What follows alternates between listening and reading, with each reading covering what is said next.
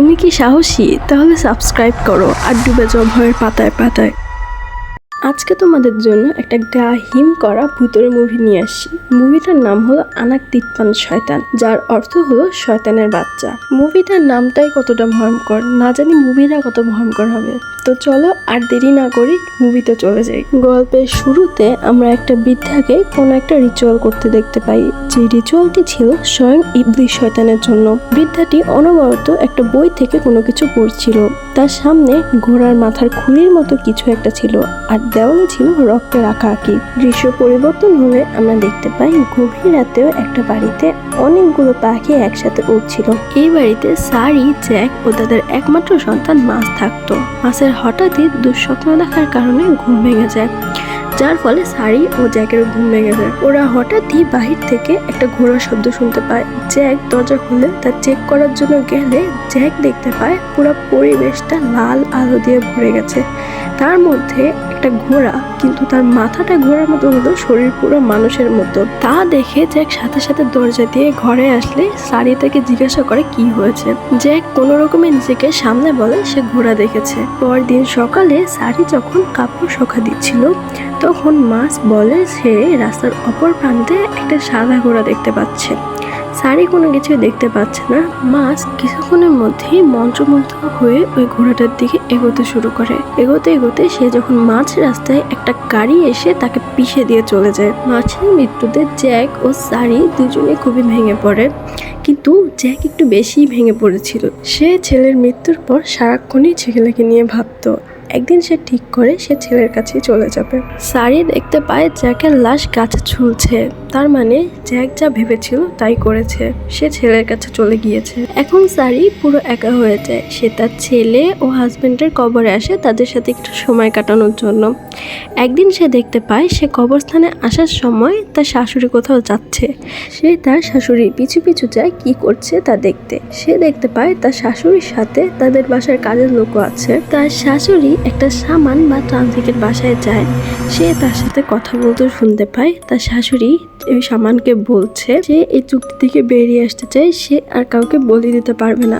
সামান তাকে বলে যে শয়তানের সাথে বা ইবলিসের সাথে কোনো চুক্তি করলে তা কখনোই ভঙ্গ করা যায় না, বা সে এখান থেকে বেরিয়েও আসতে পারবে না। তোমাকে খুব তাড়াতাড়ি এই শয়তানের জন্য নতুন বলি হাজির করতে হবে। সারি এসব শুনে মোটেও বিশ্বাস করতে পারে না। তবে কি তার শাশুড়ি তার স্বামী ও তার সন্তানের মৃত্যুর জন্য দায়ী?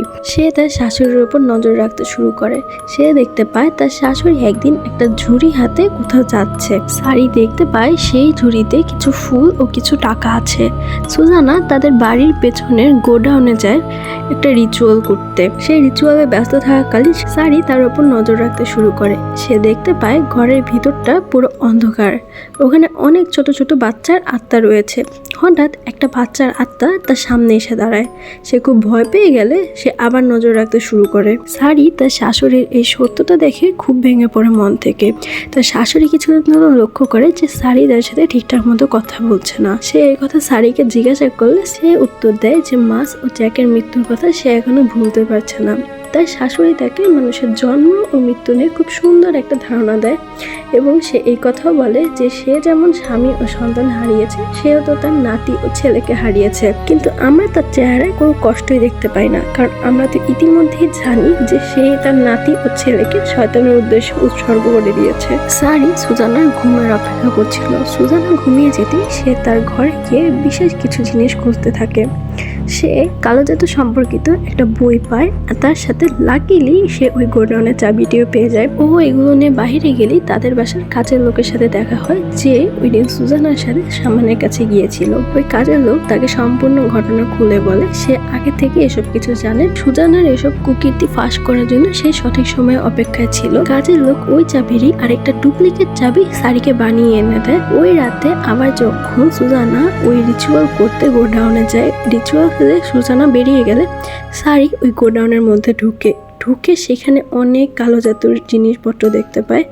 দেওয়ালে একটা ঘোড়ার মূর্তি দেখতে পায়। সারির মনে হচ্ছিল তার পেছনে কেউ দাঁড়িয়ে আছে। গোডাউনটি সম্পূর্ণ অন্ধকার ছিল। সারি কোনো রকমে গোডাউন থেকে বের হওয়ার জন্য দরজাটা খুঁজতে শুরু করে। সে কোনো মতে দরজা খুঁজে পায় না। অনেকক্ষণ খোঁজার পরে সে দরজা খুঁজে পায়, আর তখনই সে গোডাউন থেকে বেরিয়ে আসে, কিন্তু ভুলবশত সে গোডাউনটা তালা দিতে ভুলে যায়। সুজানা পরদিন তার বাটিকের কাপড় বিক্রি করতে বের হলে তার একটাও কাপড় বিক্রি হয় না। সে বাড়িতে এসে খুব চিন্তায় পড়ে যায়, কারণ সে এই শয়তানের পূজা করত সুস্থতা ও আর্থিক উন্নয়নের জন্য। সে কাউকে বলি দেওয়ার জন্য শয়তানের কাছে আরো কিছুদিন সময় চেয়ে নেয়, কারণ সে যদি সময় না চায় শয়তান তাকেই তার পরবর্তী শিকার হিসাবে গ্রহণ করবে। বলি দিতে হবে তার রক্তের সম্পর্কের কাউকে। আর সুজানার কাছে এখন একমাত্র তার মেয়ে ও নাতি ছাড়া রক্তের সম্পর্কের আর কেউই ছিল না। তার মেয়ে পছন্দ করে বিয়ে করে। সে অনেক বছর আগে তার মেয়েকে তার বাড়ি থেকে বের করে দেয়। আজ অনেক বছর পর সারিকে দিয়ে সে একটা চিঠি তার মেয়ের কাছে পাঠায় তার মেয়েকে আনার জন্য, কিন্তু সারি কোনো মতেই সে চিঠিটা ফাহাকে পাঠায় না। সে বরঞ্চ সেটা একটা নদীতে ভাসিয়ে দেয়। ক্রমশ সুজানার শরীর খারাপ হতে থাকে। শয়তান মূলত এখনো সুজানাকে মারেনি, সুজানা মূলত একটা বিশেষ রিচুয়ালের মাধ্যমে শয়তানকে একটা বিশেষ ভোগ দিত। সুজানার সারির উপরে একটু সন্দেহ হতে সে তার এক বান্ধবীকে দিয়ে ফাহার কাছে একটা চিঠি পাঠায়। ফাহা সেদিনই চলে আসে তার মায়ের কাছে তার মাকে দেখতে। তার মা যখন সে চিঠিগুলো সম্পর্কে জিজ্ঞাসা করে, সে বলে সে তো কোনো চিঠিই পায়নি। এই কথা শুনে সুজানা সারির উপর খুবই ক্ষেপে যায়। সারি এখন তার মাস্টার মাইন্ড খাটায়। সে বলে যে সে সুজানার কুকীর্তি আগে থেকেই জানতো, আর যার জন্য সে ফাহাকে কোনো চিঠি পাঠায়নি। চিঠি পাঠানোর কারণ ফাহার ভালোর জন্য না, কারণ ফাহাকে চিঠি না পাঠালে সে এই পুরো বাড়ির দখল নিজে নিয়ে নিবে। আর এই কথা বলে সারি সুজানাকে তালাবদ্ধ করে বেরিয়ে আসে। আর তালাবদ্ধ থাকার কারণে রাত্রেবেলা সুজানা সে স্পেশাল রিচুয়ালও করতে পারেনি, যার কারণে শয়তান সুজানার ঘরেই চলে আসে আর সুজানাকে ওই রাতে ওইখানেই মেরে ফেলে। এবার সারিও তার শাশুড়ির মতো শয়তানের এই রিচুয়াল করতে চায়। এর জন্য সে সামানের বাসায় যায়। সামানের বাসা থেকে সবকিছু শুনে সে ওই গোডাউনে যায়। ওই গোডাউনে তার নিজের রক্ত দিয়ে শয়তানের সাথে চুক্তি করে। এবার সে বলি স্বরূপ তার ননদের ছেলে ইফতেখারকে বলি হিসাবে নিতে চায়। রাত্রিবেলা সে একটা অদ্ভুত সত্য জানতে পারে যে ইফতেখার আসলে তার ননদের আসল ছেলেই না, ও আসলে দত্তক নেওয়া ছেলে। কিন্তু সারির তো রক্তের সম্পর্কে কাউকে দরকার ছিল। সে সেই মুহূর্তে সামানের কাছে যায়। সামান তাকে বলে যে শয়তানের সাথে চুক্তি ভঙ্গ করার কোনো উপায় নেই, একবার চুক্তিতে জড়িয়ে গেলে সেই চুক্তি সম্পূর্ণ করতে হবে। আর সারিও যেহেতু চুক্তি সম্পূর্ণ করতে পারে না, তাই জন্য শয়তান সারিকেও মেরে ফেলে। আর সারির ওই মৃত্যুর দৃশ্য যেহেতু ফাহা দেখে ফেলে, এজন্য ফাহার উপরে শয়তান আক্রমণ করে দেয়। ওই আক্রমণ থেকে কোনো রকমের বেঁচে ফাহা দৌড়াতে সামানের বাসায় চলে যায়। সামানকে সম্পূর্ণ ঘটনা বললে সামান বলে যে ওই বাড়ির যে গোডাউন রয়েছে ওই গোডাউনের সব কালো জাদুর জিনিস পুড়িয়ে ফেলতে হবে। তারা ওই জিনিসগুলোকে পুরাতে গেলে দেখে একটা জিনিসও পুড়তেছে না। সামান নিজেও জানতো না যে কালো জাদু করার জিনিস ওগুলো পুড়ে না, শয়তান তাদের কাছেই চলে আসছিল। সেই মুহূর্তে তাদের বাড়ির কাজের লোক মানে সুজানার ভাই, আমরা এখানে আরো একটা সত্য জানতে পারি। ওই কাজের লোকটা মূলত সুজানার ভাই ছিল। সে তার পাপের প্রায়শ্চিত্ত করতে চায়, তাই সে নিজের গায়ে কেরোসিন ঢেলে আগুন ধরিয়ে সে ওই কালো জাদুর উপরে লাফ দেয়, কারণ এই কালো জাদুর জিনিস তখনই পুরানো সম্ভব যখন কেউ তার জীবন উৎসর্গ করবে। আর এইখানেই মনে হচ্ছে মুভিটা এন্ড, তাই না? কিন্তু না, আমরা দেখতে পাই ফাহার ছোট্ট ছেলেটার হাতে ঘোড়ার মাথার মতো কিছু একটা, আর কালো জাদু করার জিনিস যদি একটা না পড়ে, সো ওই কালো জাদু করার জিনিসটা যার কাছে থাকবে পরবর্তীতে শয়তান তার কাছেই চলে যাবে। তার মানে শয়তান এখনো নিঃশেষ হয়নি। আর এই ভয়ঙ্কর সিনটার মধ্য দিয়ে মুভিটা শেষ হয়েছে। যাই হোক, তোমাদের কাছে এক্সপ্লেনেশনটা কেমন লাগছে বললাম, জানি খুব একটা বেটার হয়নি। আর আজকের জন্য বাই।